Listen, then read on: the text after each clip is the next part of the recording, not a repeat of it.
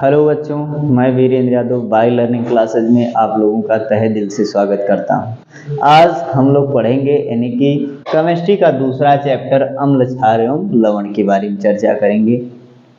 तो इसमें जो देखा जाएगा, इस चैप्टर में हम लोग चर्चा करेंगे कि अम्ल क्या होता है, क्षार क्या होता है, लवण क्या होता है और इनके परीक्षण के बारे में, इनके गुणों का अध्ययन भी इसमें किया जाएगा।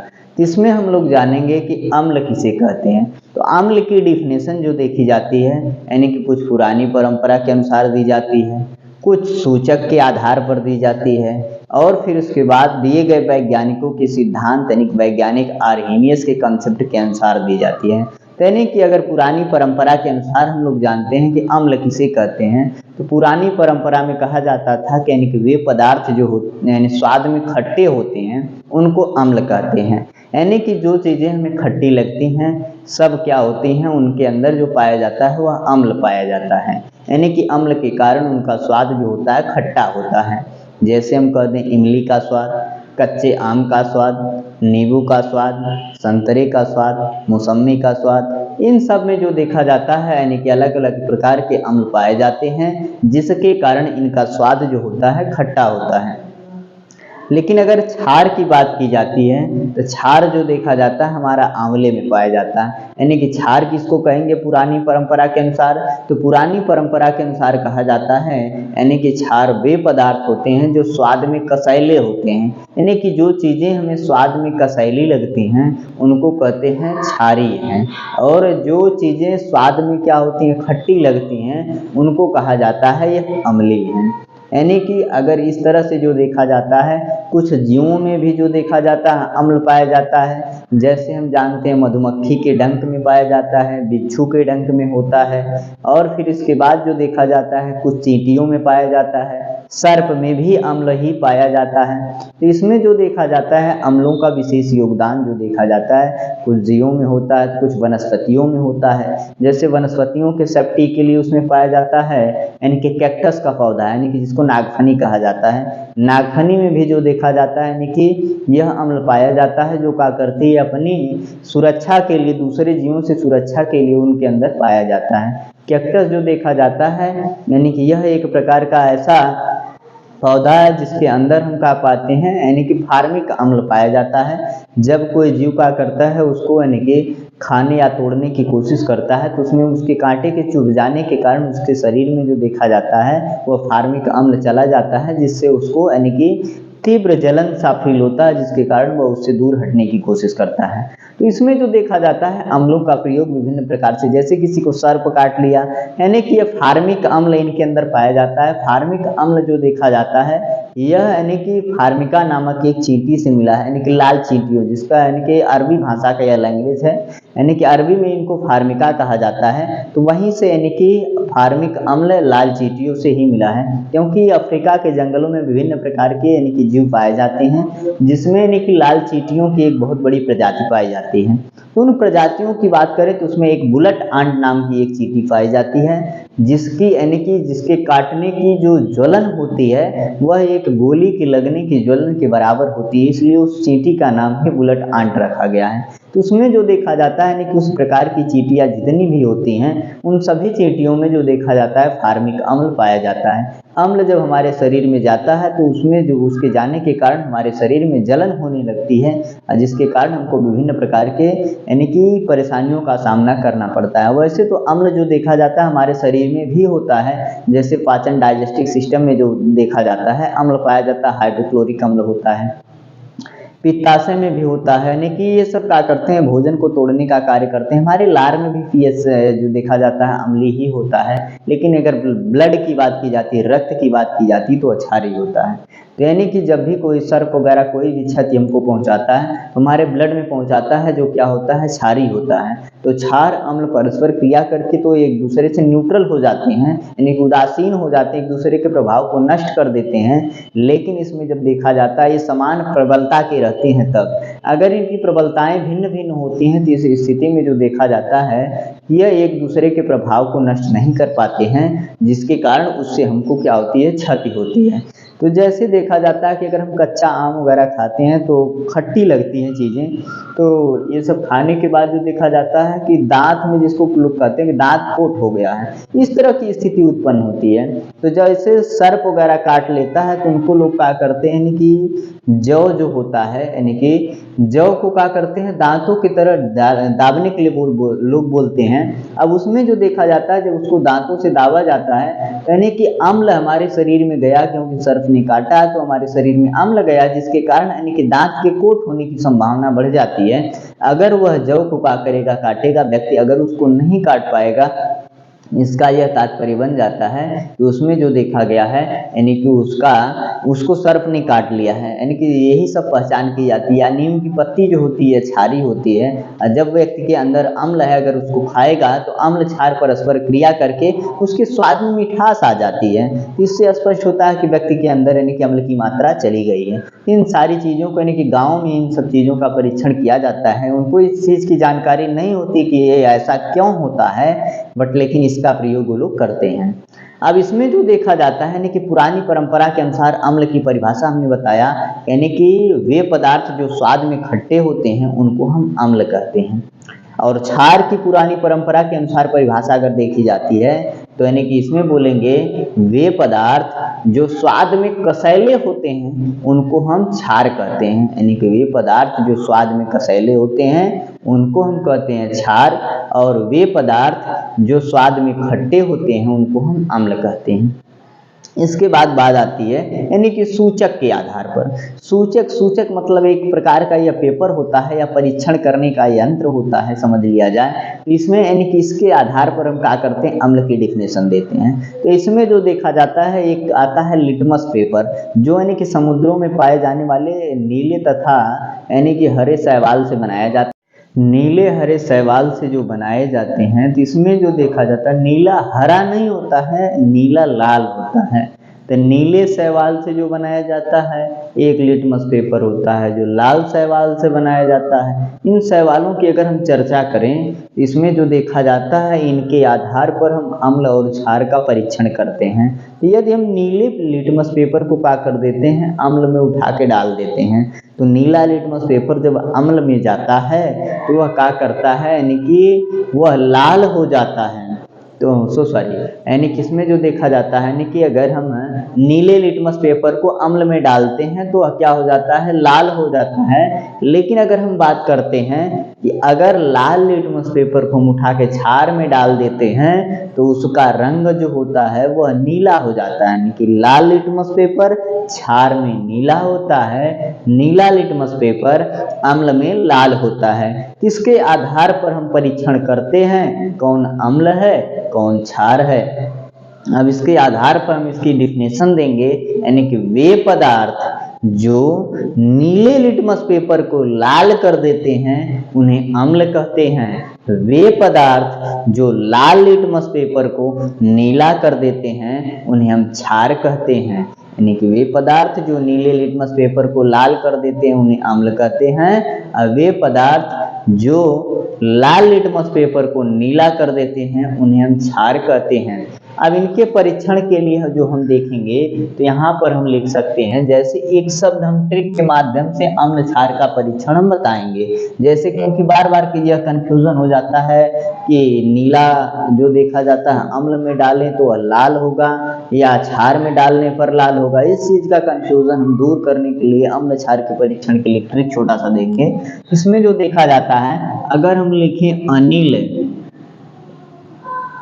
अनिल जो देखा जाता है, अ से अम्ल होता है, अनि से होता है नीला, और ल से होता है लाल।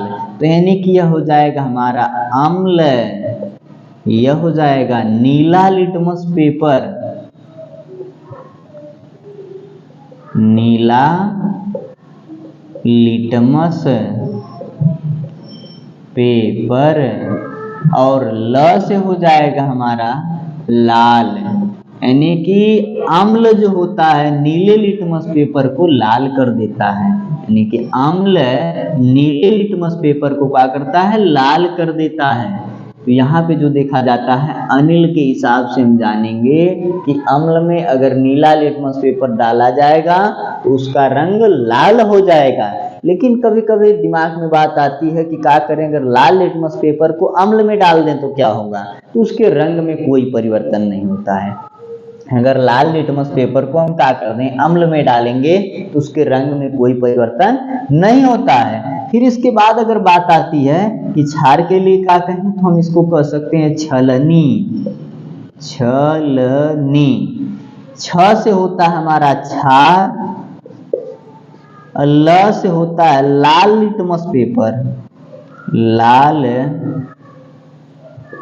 लिटमस पेपर, और नी से होता है नीला। तो यहाँ पे जो देखा जाता है क्षार लाल लिटमस पेपर को क्या करता है, नीला कर देता है, यानी कि क्षार लाल लिटमस पेपर को नीला कर देता है। तो इसके आधार पर हम क्षार का परीक्षण करेंगे। और इसमें जो देखा जाता है, अगर हम कह दें कि क्षार जो देखा जाता है, अगर क्षार में नीले लिटमस पेपर को ही डाल दिया जाए तो क्या प्रभाव पड़ेगा, उसके रंग में कोई परिवर्तन नहीं होगा। इस तरह से जो देखा जाता है ये सूचक होते हैं, और इन सूचकों के आधार पर हम क्या करते हैं, अम्ल तथा क्षार की डिफिनेशन देते हैं। यानी कि अम्ल किसे कहेंगे, तो वे पदार्थ जो यानी कि नीले लिटमस पेपर को लाल कर देते हैं उन्हें अम्ल कहते हैं, और वे पदार्थ जो नीले लिटमस पेपर को जो लाल लिटमस पेपर को नीला कर देते हैं उन्हें हम क्या कहते हैं, क्षार कहते हैं। इसके आधार पर हम क्या करेंगे, इनका परीक्षण करेंगे। अब इसके बाद जो आती है मतलब इसमें जो देखा जाता है कि हम बात करेंगे कि आर्हीनियस वैज्ञानिक एक थे जिनके आधार पर अम्ल तथा क्षार का परीक्षण किया गया था। तो उनके आधार पर हम बताएंगे कि अम्ल किसे कहते हैं, क्षार किसे कहते हैं।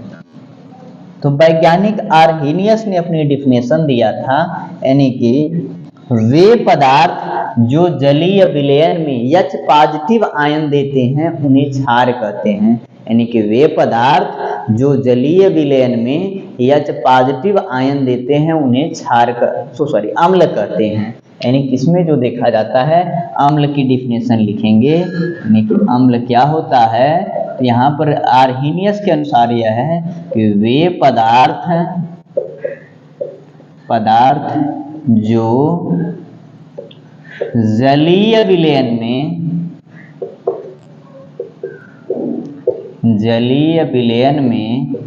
H पॉजिटिव आयन देते हैं,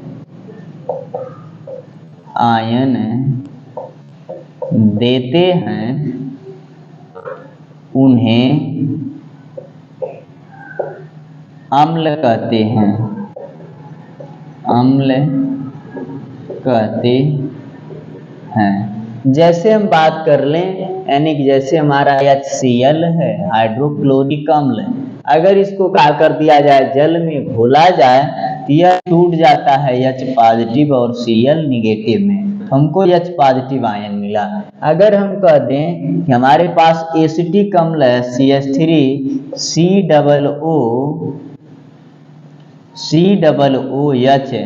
तो यह जो देखा जाता है यहाँ से ब्रेक हो जाता है, टूट जाता है, और यह बनाता है H पॉजिटिव आयन और CH3COO निगेटिव आयन। तो यहाँ पे हमको मिला H पॉजिटिव। या फिर अम्ल की बात करते हैं, H2SO4 होता है। अब इसके बाद जो देखा जाता है इसकी बात हम करते हैं, तो यह टूट जाता है हमारा, यानी कि 2H पॉजिटिव है, और SO4 जो देखा जाता है डबल निगेटिव में टूट जाता है। अब इसकी हम बात करते हैं, तो इसमें जो देखा जाता है यह H पॉजिटिव में जाएगा, और यह जो देखा जाता है SO4 जो देखा जाता है डबल निगेटिव में जाता है।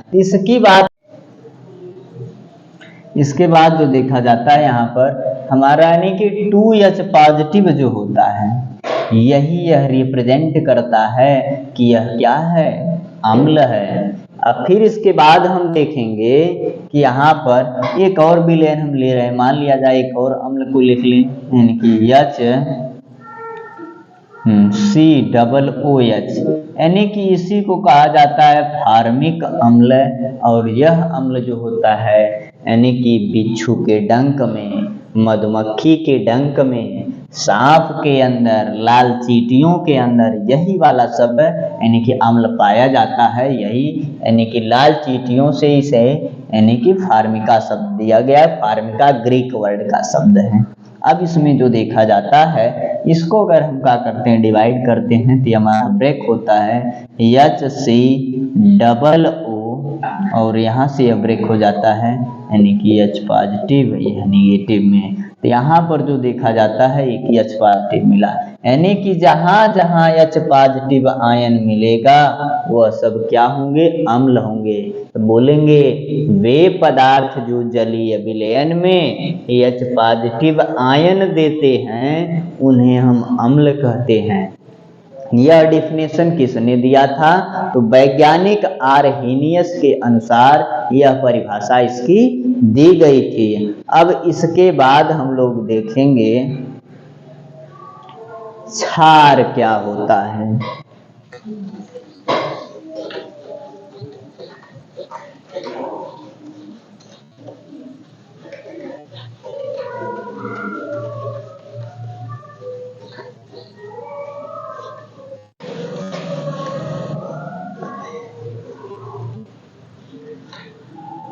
वैज्ञानिक आर्हेनियस के अनुसार हम लिखेंगे क्षार क्या होते हैं, क्षार की डिफिनेशन। तो इसमें जो देखा जाता है, कहेंगे वे पदार्थ जो जलीय विलयन में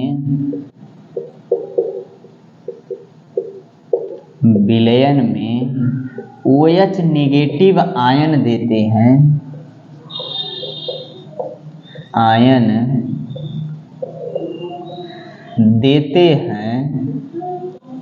उन्हें क्षार कहते हैं। तो बोलेंगे वे पदार्थ जो जलीय विलयन में OH निगेटिव आयन देते हैं उन्हें हम क्या कहते हैं, क्षार कहते हैं।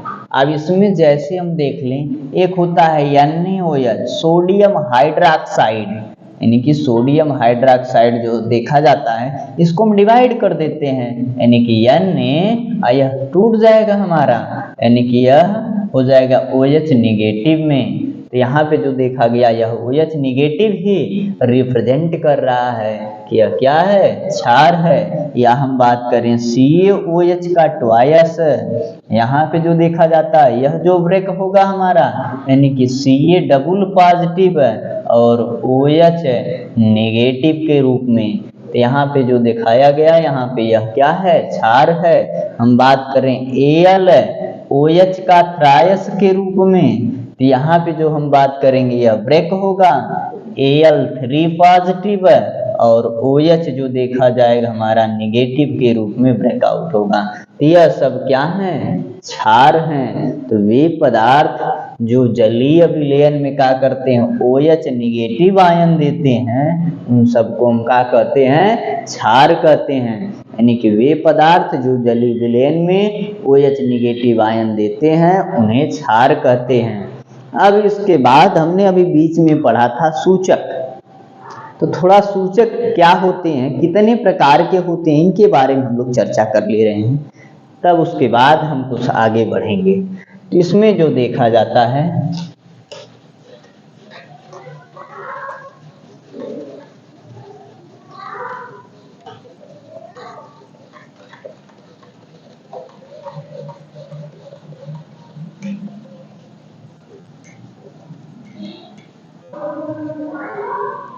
अब हम देखेंगे सूचक किन्हें कहते हैं, यानी कि सूचक क्या होते हैं।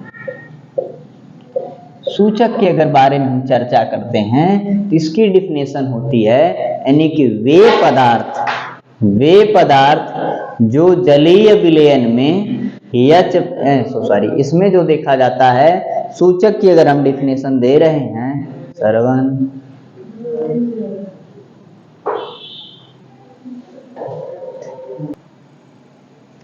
सूचक के बारे में हम चर्चा कर रहे थे। तो सूचक क्या होता है, तो इसको हम बताएंगे कि वे पदार्थ जो अम्ल तथा क्षार के संपर्क में आने पर अपने रंग अथवा गंध को परिवर्तित कर देते हैं, उन्हें हम क्या कहते हैं, सूचक कहते हैं। वे पदार्थ जो अम्ल अथवा क्षार के संपर्क में आने पर अपने रंग अथवा गंध को परिवर्तित कर देते हैं, उन्हें सूचक कहते हैं। अब जैसे हम बात करते हैं लिटमस पेपर, एक हमने बताया यह एक प्रकार का सूचक होता है, यानी कि प्याज का रस होता है, या हम कह सकते हैं हल्दी होती है, और फिर इसके बाद हम कह सकते हैं कि लौंग का तेल होता है, हाइड्रेंजिया पुष्प का जो होता है रस होता है, या फिर हम उसके बाद हम बात कर सकते हैं कि इसमें जो देखा जाता है यानी कि फेनाफ्थलीन होता है, मेथिल ऑरेंज होता है। इस तरह से यानी कि तमाम प्रकार के सूचक होते हैं जिनके माध्यम से हम क्या करते हैं, अम्ल तथा क्षार का परीक्षण करते हैं। अब इसमें जो देखा जाएगा यानी कि सूचक भी जो देखे जाते हैं यह 3 प्रकार के होते हैं, यानी कि इसमें जो देखा जाता है एक प्राकृतिक सूचक होता है, एक कृत्रिम सूचक होता है, और एक जो होता है यानी कि हमारा गंधीय सूचक होता है। इस तरह से हम सूचक को 3 भागों में विभक्त किए हैं। तो बोलेंगे यानी कि वे पदार्थ जो पृथ्वी पर मुक्त अवस्था में पाए जाते हैं, यानी कि आप बोलेंगे वे सूचक जो पृथ्वी पर मुक्त अवस्था में पाए जाते हैं उन्हें प्राकृतिक सूचक कहते हैं। वे सूचक जो प्राकृतिक अवस्था में यानी कि मुक्त रूप से पाए जाते हैं, या वे सूचक जो मुक्त रूप से प्रकृति में पाए जाते हैं उन्हें हम कह देंगे प्राकृतिक सूचक। जैसे हम कह सकते हैं कि हमारे शैवाल जो थे यानी कि लिटमस पेपर, यह सामान्य अवस्था में प्रकृति में ही मिलते हैं, यानी कि लिटमस पेपर को हमको यानी कि कहीं पर ढूंढना नहीं पड़ता है। यह समुद्रों में पाए जाने वाले शैवाल होते हैं, बस उन्हीं को डायरेक्ट हम शैवाल से परीक्षण कर सकते हैं। अब फिर इसके बाद बात आती है जैसे प्याज होती है, प्याज का रस, यह भी जो देखा जाता है यानी कि प्राकृतिक सूचक ही के अंतर्गत ही आएगा। और फिर इसके बाद जो देखा जाता है अगर हम बात करें, हल्दी होती है, हाइड्रेंजिया का पुष्प होता है, लाल पत्ता गोभी होती है, ये सब प्रकृति में पाए जाते हैं और इनको हम कहते हैं प्राकृतिक सूचक। कृत्रिम सूचक क्या होता है, इसमें बोलेंगे यानी कि वे सूचक जो मानव द्वारा निर्मित होते हैं उन्हें हम कृत्रिम सूचक कहते हैं, यानी कि वे सूचक जो मानव द्वारा निर्मित होते हैं उन्हें कृत्रिम सूचक कहते हैं। और फिर इसके बाद जैसे इसमें आता है फेनाफ्थलीन होता है, मेथिल ऑरेंज होता है, यह 2 तरह के सूचक जो होते हैं जो मानव निर्मित होते हैं। फिर इसके बाद अगर हम बात करते हैं सूचक की, इसमें जो देखा जाता है एक होता है कि अगर हम उसकी बात करते हैं क्या बोला जाता है, यानी कि गंधीय सूचक क्या होते हैं। तो गंधीय सूचक में जो देखा जाता है तो बोलेंगे वे सूचक जो अम्ल तथा क्षार के संपर्क में आने पर अपने गंध को परिवर्तित कर देते हैं, उन्हें हम कहते हैं गंधीय सूचक। यानी कि वे सूचक जो अम्ल तथा क्षार के संपर्क में आने पर अपने गंध को परिवर्तित कर देते हैं उन्हें गंधीय सूचक कहते हैं। जैसे लौंग का तेल हो गया और प्याज का रस होता है, तो इसमें भी आ जाता है रस जो देखा जाता है यानी कि गंधीय सूचक में आता है, क्योंकि लौंग के तेल या प्याज के रस को जो यानी कि अम्ल के संपर्क में लाने पर कोई परिवर्तन नहीं होता है, जबकि क्षार के संपर्क में लाने पर इसका रंग जो होता है परिवर्तित हो जाता है, यानी कि इसके रंग, इसकी जो गंध होती है वह विचित्र प्रकार की गंध निकलने लगती है, इसलिए इनको गंधीय सूचक के अंतर्गत रखा जाता है। अब इसके बाद हम बात करते हैं सूचक की डेफिनेशन, थोड़ा सा हम लिख दें तो यहाँ पर हम लिखेंगे यानी कि वे पदार्थ जो अम्ल तथा क्षार के संपर्क में आने पर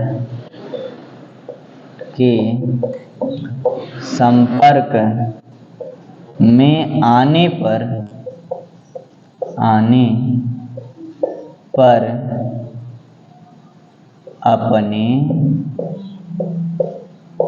रंग तथा गंध को परिवर्तित कर देते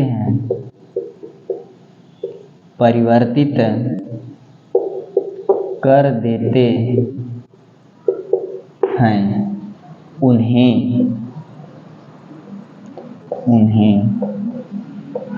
सूचक कहते हैं। अब इन सूचकों में जो देखा गया, हमने बताया कि सूचक जो होते हैं 3 प्रकार के होते हैं। इसमें जो देखा जाता है सूचक में हम कुछ लिख सकते हैं, जैसे एग्जाम्पल में अगर हम बात करें तो एज इट इज हम लिख सकते हैं, यानी कि लिटमस पेपर हो गया, लिटमस पेपर, और फिर हो जाएगा हमारा प्याज का रस, प्याज का रस, और फिर इसके बाद हो जाएगा लौंग का तेल, लौंग का तेल, और फिर इसमें आ सकता हमारा, ये इसको हम उठा सकते हैं फेनाफ्थलीन,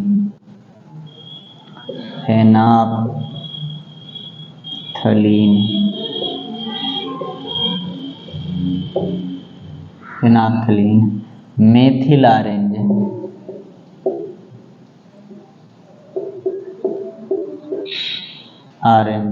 ये सब जो देखे जाते हैं सूचक के अंतर्गत आते हैं, यानी कि इनके माध्यम से क्या करते हैं हम अम्ल तथा क्षार का यानी कि परीक्षण करते हैं। अब इसके बाद हम लोग देखेंगे सूचक के प्रकार के बारे में चर्चा करेंगे।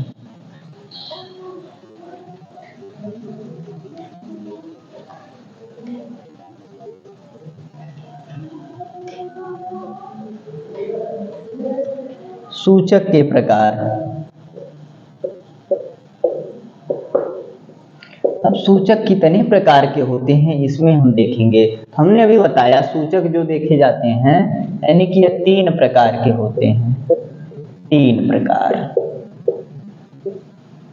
सूचक 3 प्रकार के होते हैं। पहला प्राकृतिक सूचक,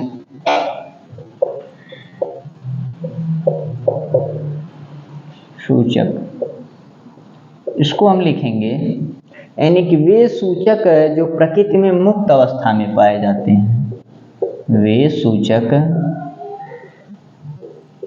जो प्रकृति में मुक्त अवस्था में पाए जाते हैं,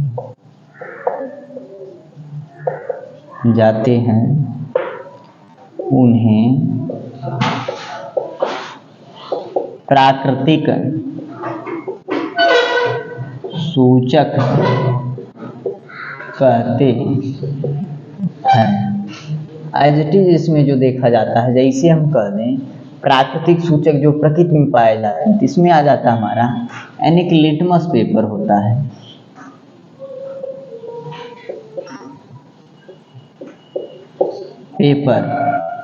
और फिर इसके बाद जो देखा जाता है यानी कि लाल लिटमस पेपर हो जाता है, नीला लिटमस पेपर होता है, और फिर इसके बाद हम कह सकते हैं हल्दी होती है, और इसमें हम लिख सकते हैं जो देखा जाता है यानी कि लाल, इसमें लाल पत्ता गोभी, लाल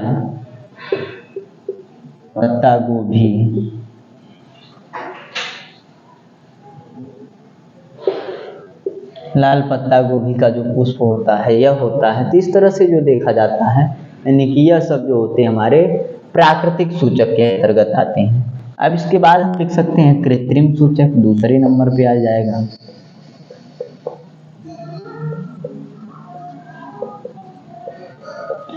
सूचक इसको कहेंगे वे सूचक जो प्रकृति जो मानव द्वारा निर्मित होते हैं, उन्हें प्राकृतिक सूचक कहते हैं, कृत्रिम सूचक कहते हैं। वे सूचक जो मानव द्वारा निर्मित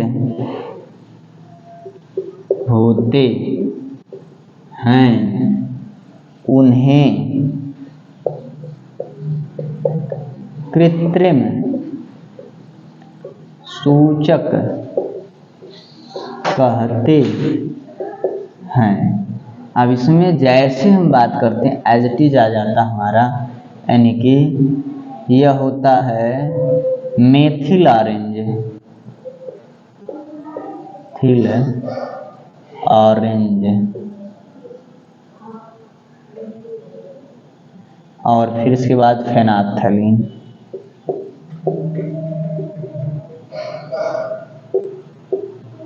फेनाप्थलीन और मेथिल ऑरेंज, ये दोनों जो देखे जाते हैं हमारे कृत्रिम सूचक होते हैं।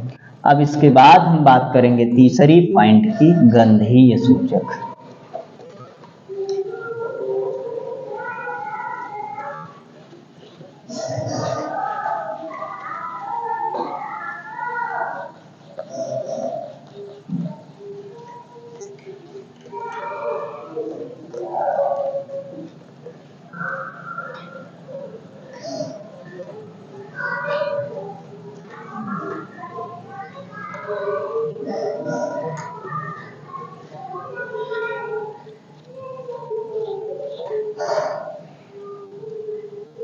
गंधीय सूचक के बारे में हम चर्चा करें।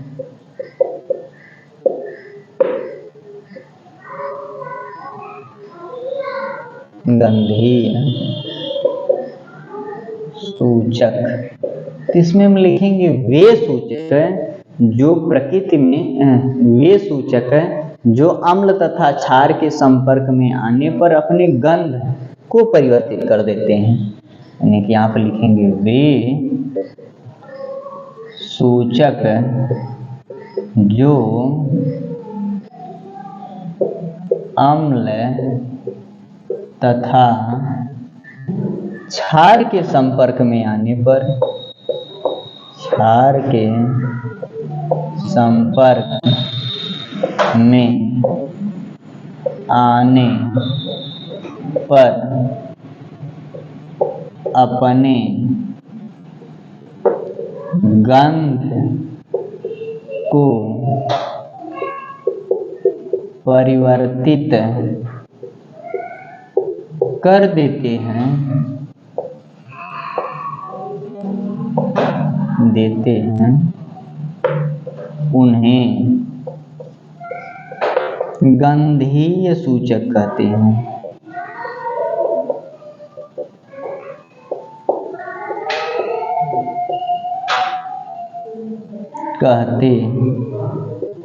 यानी कि वे सूचक जो क्या करते हैं, क्षार के संपर्क में अम्ल तथा क्षार के संपर्क में आने पर अपने गंध को परिवर्तित कर देते हैं, उन्हें गंधीय सूचक कहते हैं। जैसे अब इसमें जो देखा जाता हमारा हो जाएगा प्याज का रस,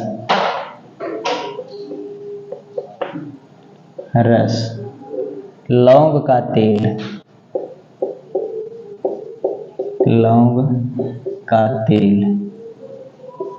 आदि कर दिया जाए। ये सब जो देखे जाते हैं हमारे गंधीय सूचक के अंतर्गत आते हैं। अब आज के लिए यहीं तक, फिर मिलेंगे नेक्स्ट डे।